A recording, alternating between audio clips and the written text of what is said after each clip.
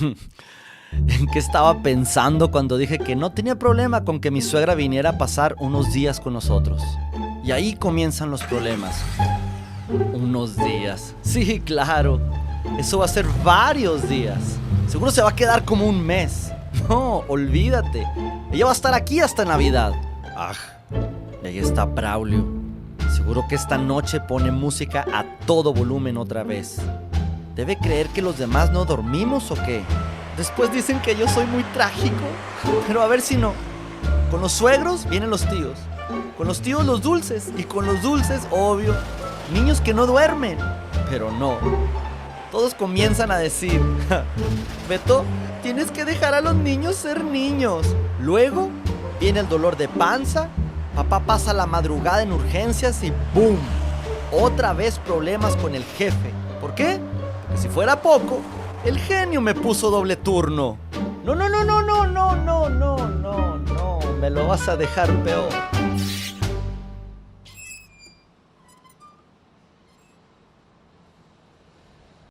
Buenos días a todos y todas. Es para mí una alegría estar una vez más compartiendo con ustedes. Si usted no me conoce, mi nombre es Caroline Mora y tengo ya varios años de formar parte de esta linda comunidad que es Interludio.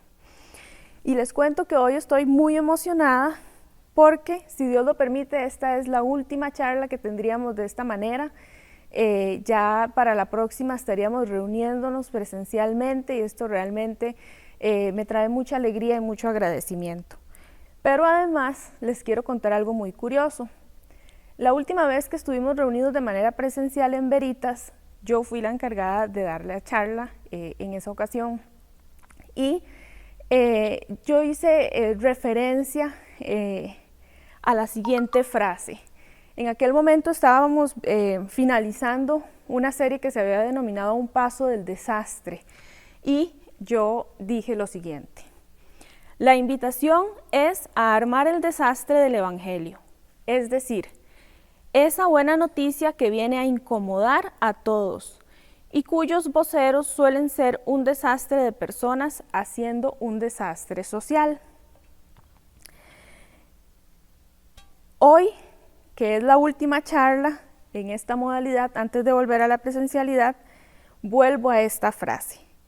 Y es que hoy estamos cerrando otra serie, en esta ocasión llamada La incómoda solución para prácticamente todo, y hemos estado reflexionando alrededor de este tema de la gracia, que es esa buena noticia y que es incómoda, o que puede ser incómoda.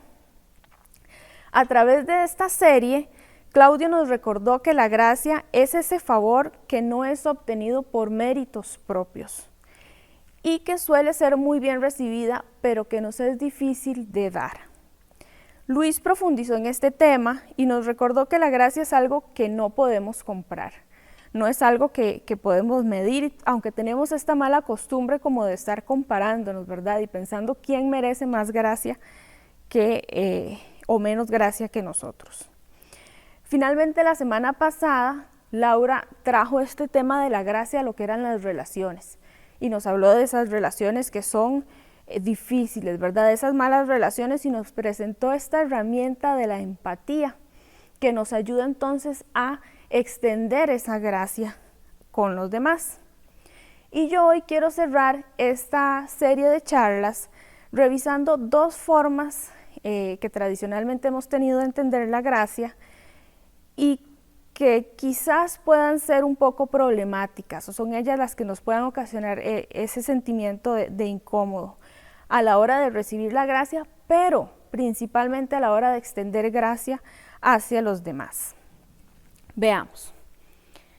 Es que si usted es terco o terca como yo, pongo esta imagen con mucho cariño, puede ser que usted tenga cierta resistencia, celos o sospechas hacia la doctrina de la gracia de Dios y la gracia que nosotros también podemos extender. Entonces yo quisiera hacer un ejercicio de deconstrucción. Estos ejercicios nos ayudan un poquito, no son muy útiles para ver temas que son tan repetitivos, tan conocidos de una manera nueva, de una manera fresca. Y es que, como en esta imagen, podemos tomar esas palabras y escucharlas, por ejemplo, ser dichas desde las iglesias, ¿verdad? Escuchar que dicen, porque eres un vil pecador, inmerecedor de perdón. Y entonces podemos ya incomodarnos, especialmente si usted ha sufrido lo que llamamos abuso espiritual. Que nos hablen de la gracia, introduciéndolo de esta manera, automáticamente nos bloquea. Nos genera una dificultad para poder realmente entrar a conversar con el tema de la gracia. Pero también podemos escuchar estas palabras salir de nuestra propia boca o desde nuestros pensamientos. Cuando, por ejemplo, tenemos al frente a esa persona que realmente nos hirió, a la persona que nos robó, que nos hundió, que abusó de nosotros, que nos hizo un daño quizás en el trabajo. Y entonces decimos, porque eres un vil pecador, no mereces perdón, eres inmerecedor de la gracia. Porque cuando estamos delante de esta persona, entonces decimos, pero ¿cómo, Dios? Hacia estas personas también extiendes tú tu gracia. Y se nos hace bastante incómodo. Para mí, por algún tiempo, y en muchas ocasiones todavía hoy, esto es algo que realmente me cuesta, que me incomoda. Yo soy muy amante de la justicia, ¿verdad? Me muevo a veces en círculos en donde es un tema que se repite y se repite, el luchar por la justicia, el hacer incidencia a favor de las personas que son vulnerables y que han recibido injusticia. Entonces, esto a mí a veces me cuesta montones, ¿verdad? Porque me pregunto, pero ¿cómo es que aquella persona que ha cometido crímenes, que ha hecho mal hacia otra persona, merece una oportunidad o merece la gracia, el perdón? Entonces, la primera idea a la que yo quiero que hagamos este ejercicio como de construir o entrar un poquito en conversación, es esta idea de que la gracia es ese favor o ese regalo inmerecido. Porque ustedes y yo somos culpables. ¿Merecemos la gracia? No. ¿Por qué? Porque somos culpables. Este es el mensaje típico que podemos encontrar en todas las iglesias. Si usted va y agarra un libro de teología, eso es la gracia, ¿verdad? Es ese favor que no merecemos. ¿Y por qué no lo merecemos? Porque somos pecadores. Pero este énfasis en que somos inmerecedores de la gracia y en que somos culpables es lo que realmente puede incomodar o bloquearnos a la hora de entender sobre la gracia de Dios. Aclaro que no estoy diciendo que somos merecedores, porque no es por méritos, no es por obras. La gracia es un favor de Dios, viene de Dios. Nosotros no hacemos nada para obtener esta gracia. Pero estoy haciendo referencia a este discurso de la gracia que enfatiza en que usted es culpable, en que somos culpables o en que son culpables. Todos somos sucios pecadores. Y claro, esto nos puede generar la resistencia. Y depende de dónde nos encontremos emocionalmente en nuestras vidas, incluso puede dañarnos nuestra autoestima. O nos podemos llegar a convertir en esos fariseos hipócritas, ¿verdad? Que estamos compulsivamente ocultando nuestras faltas, nuestras culpas, pero muy fácilmente detectándolas en otros.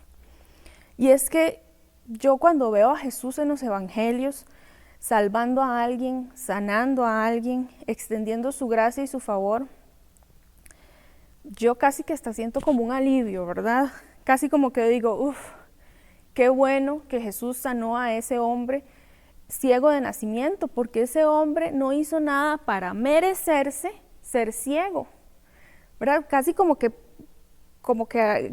revierto esta lógica. O qué bueno que la mujer adúltera no fue apedreada. Y desde mis fábulas, ¿verdad? Incluso digo, no sabemos qué novela hay detrás de aquella situación. A lo mejor hasta víctima era esa mujer de estar en una relación como estas, fuera de la ley. Aunque ciertamente no hay uno solo de nosotros, uno solo de nosotras, a la que ¿verdad? Dé en el blanco, la que haga todo bien, el que haga todo bien, el que se haya ganado el favor de Dios. A pesar de eso, el énfasis en la culpa nos lleva a un error matemático. Esto es el error que yo identifico. Cuando yo digo, yo no me merezco, entonces me alejo. Y cuando yo digo, él o ella no lo merecen, entonces yo no extiendo la gracia. Entramos en un ejercicio de lógica que es muy natural de nosotros los seres humanos. Cuando decimos yo no lo merezco, se nos dificulta acercarnos a Dios y se nos dificulta pedir ayuda.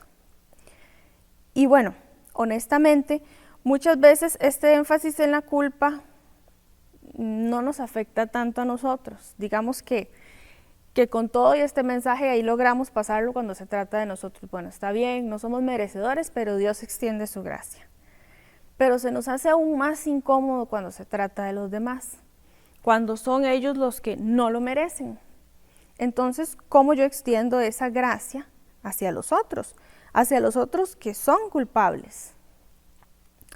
Ante este error matemático, quizás no es ni tan error, hay una lógica en esta fórmula, pero ante esto debemos recordar qué es el Evangelio.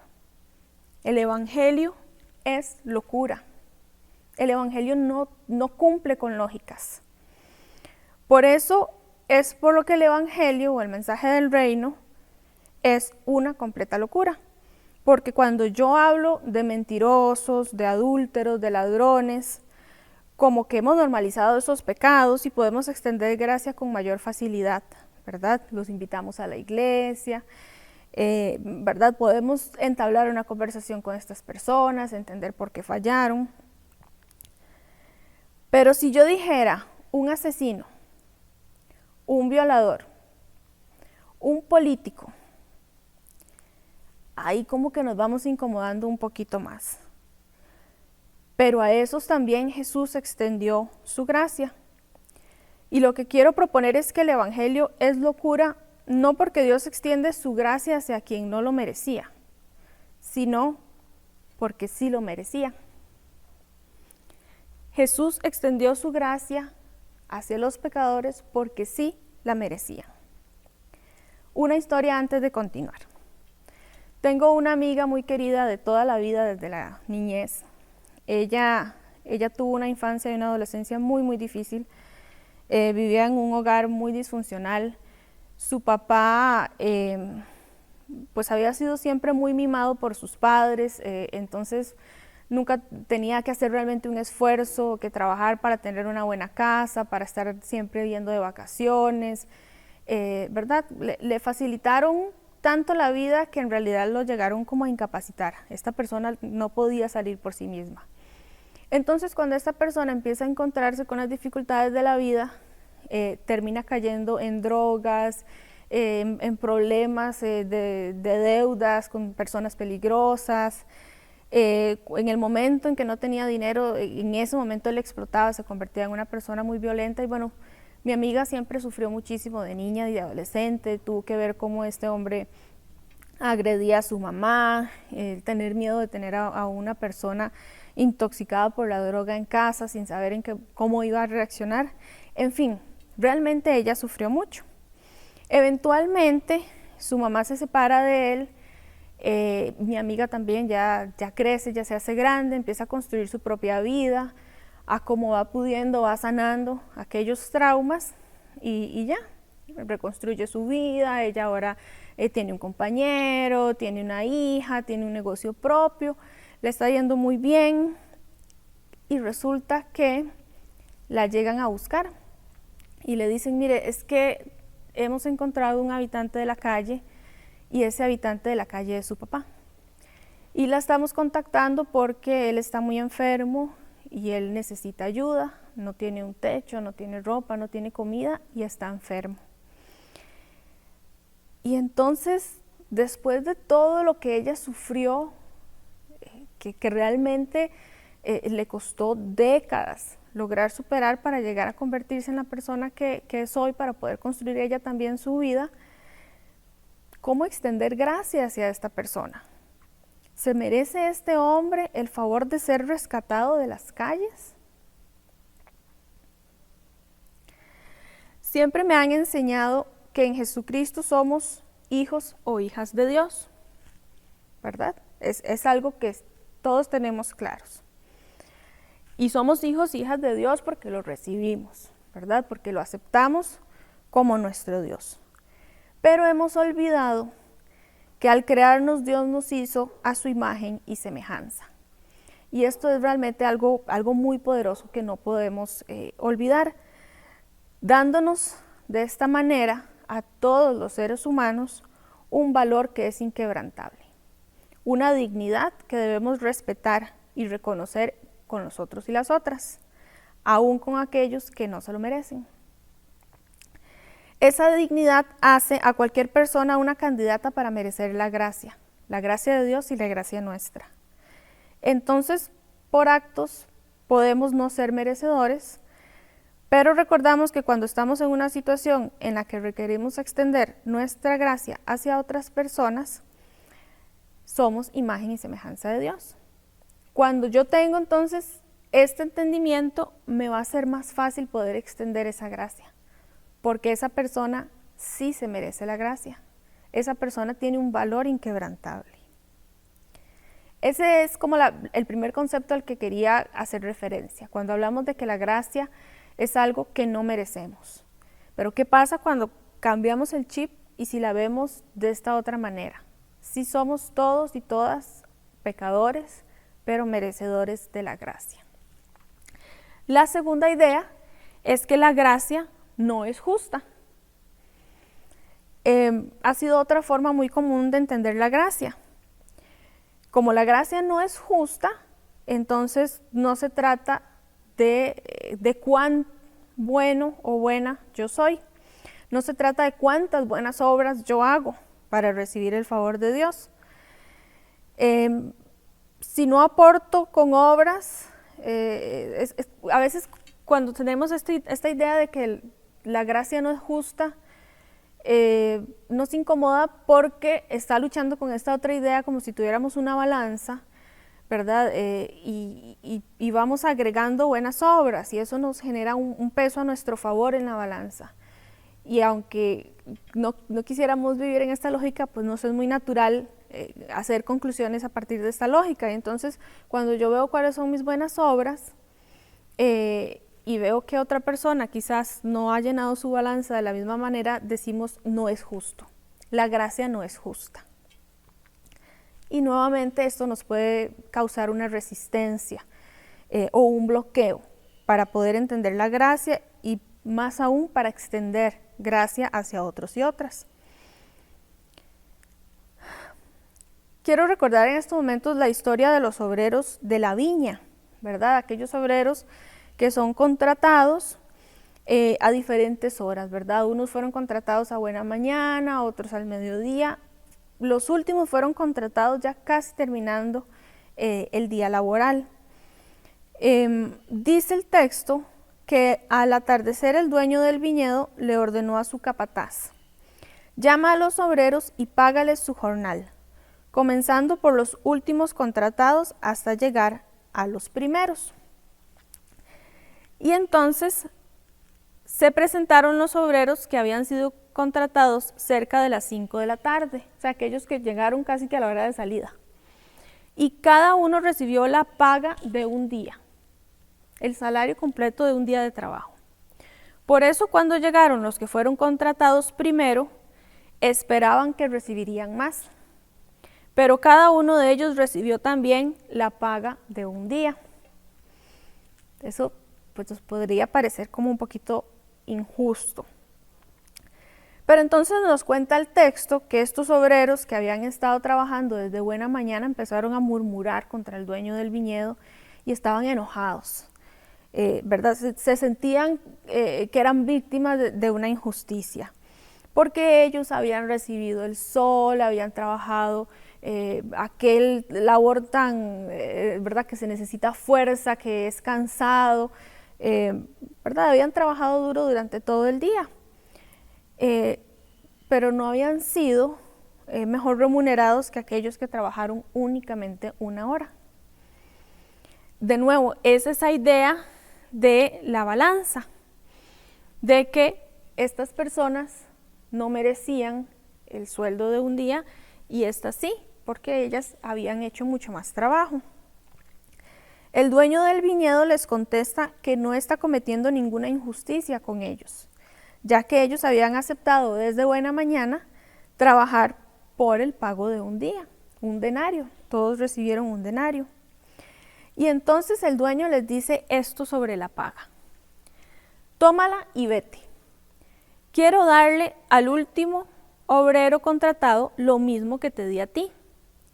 ¿Es que no tengo derecho a hacer lo que quiera con mi dinero? ¿O te da envidia de que yo sea generoso?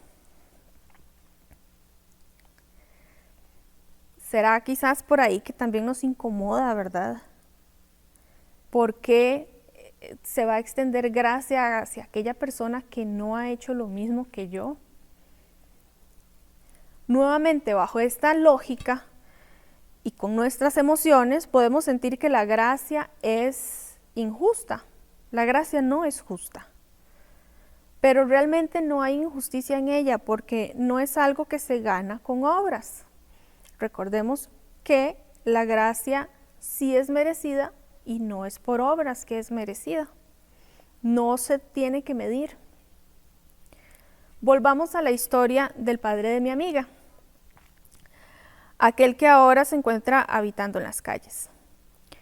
Podríamos decir que él no es merecedor de la gracia y que como la gracia no es justa, Dios puede extender la gracia, su gracia sobre él, y él puede encontrar personas que entonces extiendan su favor hacia él y lo saquen de aquella situación.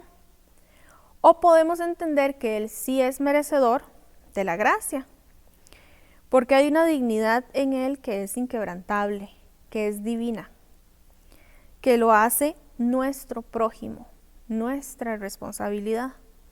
Y además podríamos pensar que la gracia es justa y que hay justicia cuando una persona que nunca recibió herramientas para ser una persona responsable, para poder administrar su propia vida, su hogar, sus negocios, pudiera salir adelante y relacionarse de manera sana. No quisiera justificar aquí los errores que cometemos nosotros o que cometen otras personas, no se trata de justificar. Lo que estoy diciendo es que no es fácil y vivimos en un mundo complicado y no es fácil dar en el blanco. Por eso justamente somos pecadores, porque aunque intentamos acertar, ¿verdad? Como si estuviéramos dando en blanco, no es fácil dar en el blanco. Y entonces, ¿por qué nos cuesta tanto extender la gracia? Podemos cada uno pensar en cuál sería el equivalente a esta historia para cada uno de nosotros, ¿verdad? Si para mi amiga es su papá, esa persona a quien es difícil extender la gracia, ¿quién sería para cada uno de nosotros y de nosotras? Es injusto. No puedo otorgar gracia, me cuesta, no lo merece. ¿Quién es la persona que nos hace pensar así? Cuando pensamos en un violador de niños, en un asesino de mujeres, en un acaparador de riquezas a costa de la pobreza de otros. Pero entonces leemos el siguiente texto. Pero allí donde abundó el pecado, sobreabundó la gracia. Y es realmente incómodo leer un texto como este, teniendo presente a esas personas, ¿verdad? Con las que nosotros tenemos cierto celo, ¿verdad? A quienes nos cuesta mirar con esa imagen y semejanza de Dios. Nos incomoda, ¿verdad? Al igual que mi amiga con su padre, yo también tengo a alguien que me hizo mucho daño. Yo sé lo que es tener que ir a poner una denuncia penal por los delitos cometidos por esta persona. Y por un tiempo necesité repetirme que Dios es un Dios justo. Lo hacía pensando en esa justicia hacia mí. Pero con los años me he preguntado por esa persona, por el favor de Dios hacia esa persona. Es bien incómodo saber que Dios ama a esa persona y que Dios le ofrece su perdón y su restauración. Esta persona es merecedora de la gracia de Dios no por sus obras, pero por esa dignidad que tiene como ser humano, hecho a imagen y semejanza de Dios, por esa pizca de divinidad que si esa persona desea, puede apropiarse y alimentarla, ¿verdad? Recibir perdón, el favor de Dios y transformar su vida. Por supuesto, hay casos extremos, quizás no vamos a mostrar la gracia hacia quienes nos hicieron daño, ¿verdad? Hacia alguien con quien incluso podemos sentir peligro, pero podemos mostrar su gracia soltando esa situación y no deseándole ni haciéndole mal a esa persona. Dice Mateo 7 del 3 al 5, ¿por qué te fijas en la astilla que tiene tu hermano en el ojo y no le das importancia a la viga que está en el tuyo? ¿Cómo puedes decirle a tu hermano, déjame sacarte la astilla del ojo, cuando ahí tienes una viga en el tuyo? Hipócrita, saca primero la viga de tu propio ojo, y entonces verás con claridad para sacar la astilla del ojo de tu hermano. Pero Dios, me golpearon, me robaron, me insultaron, yo soy la víctima. Qué incómodo nos puede ser aceptar que no nos corresponde preocuparnos, señalar y estar pendiente de las faltas de los demás, estar mirando esa paja en el ojo del otro. Lo que nos corresponde en relación a los otros es amar al prójimo, nada más. Pero es aún más incómodo cuando estamos fijándonos en la falta de los otros, entonces detenernos y decir, fijémonos primero en esa viga en nuestros propios ojos. Antes de lanzar juicio, mirémonos. ¿Y saben qué? Vamos a necesitar primero tener gracia con nosotros mismos y con nosotras mismas. Y por eso es tan importante entender que sí somos merecedores de la gracia. Porque si necesitamos extender esta gracia, necesitamos primero haber experimentado la gracia. No importa cuánto fallamos, no importa cuán conscientes estamos de cuáles son esas faltas nuestras, de cuán conscientes somos de esas mañas o esos errores que repetimos constantemente. No importa qué tan conscientes estamos de que todavía nos falta, ¿verdad? Que todavía hay cosas en nuestro carácter que no están bien. Porque cuando no estamos conscientes de nuestras fallas, de esas vigas en nuestros ojos, estamos en peligro de caer de la gracia a la desgracia. Y quisiera yo que sea el mensaje principal de hoy, lo que usted se lleve, que no caigamos de la gracia a la desgracia. Para ir cerrando esta mañana, esta charla, quiero recordar la historia de Caín y Abel. Pero ustedes recordarán, Caín era el hermano mayor, él trabajaba la tierra, Abel era el hermano menor, lo que hacía era pastorear a las ovejas. Sí, el trabajo de Caín era un trabajo pesado, ¿verdad? Y ambos presentan de sus trabajos ofrendas a Dios. Y dice el texto que el Señor miró con agrado a Abel y a su ofrenda, pero no miró así a Caín ni a su ofrenda. Por eso Caín se enfureció y andaba cabizbajo. Caín se fijó en la paja en el ojo de su hermano y dijo, él es inmerecedor, e ignoró la viga en su propio ojo. Esta porción del texto que dice que Caín se enfureció y andaba cabizbajo, me recuerda un poquito a este pequeño corto que hemos tenido a través de la serie, ¿verdad? Donde vemos a aquel hombre que se monta en el carro y que va ahí como alegando, ¿verdad? Es un personaje que anda amargado, que anda cabizbajo, buscando la paja en cada situación y pensándose víctima de todo, ¿verdad? De la familia, que la suegra, que los niños, que el trabajo. Pero adoptar esta actitud, concentrarnos en la culpa de los demás, en lo que no se merecen los demás, es en una justicia egoísta, ¿verdad? Queriendo vernos a nosotros como merecedores en relación a los otros no merecedores, puede hacernos realmente caer de la gracia a la desgracia. El texto bíblico nos advierte sobre esto. En 1 Juan 3, del 11 al 12 dice: este es el mensaje que han oído desde el principio, que nos amemos los unos a los otros. No seamos como Caín, que por ser del maligno asesinó a su hermano. No caigamos de la gracia a la desgracia. Pero Caroline, ¿cómo nos vamos a comparar con Caín, que asesinó a una persona?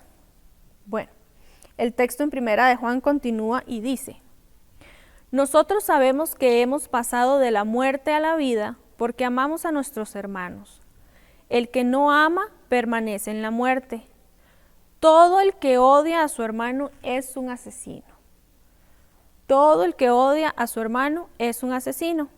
Y ustedes saben que en ningún asesino permanece la vida. Mire, iglesia, nosotros somos un refugio.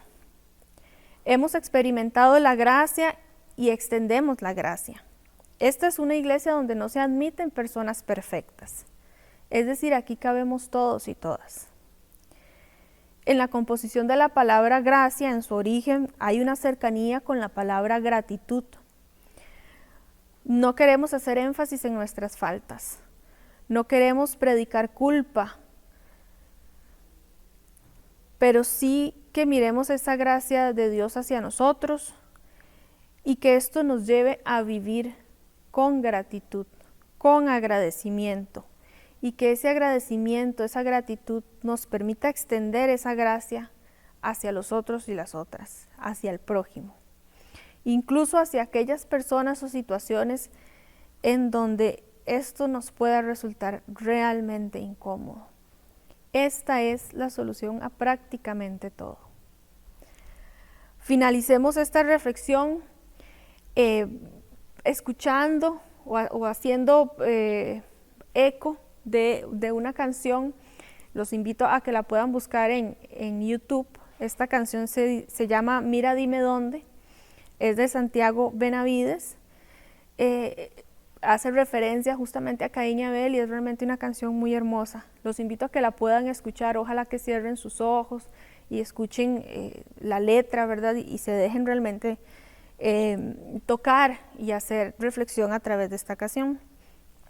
Una de las estrofas de esta canción dice: y es verdad que no podemos resolver todos los males, pero cerca de nosotros con seguridad hay alguien que precisa que cortemos esa soga que lo asfixia, que con algún sacrificio le rescatemos la vida.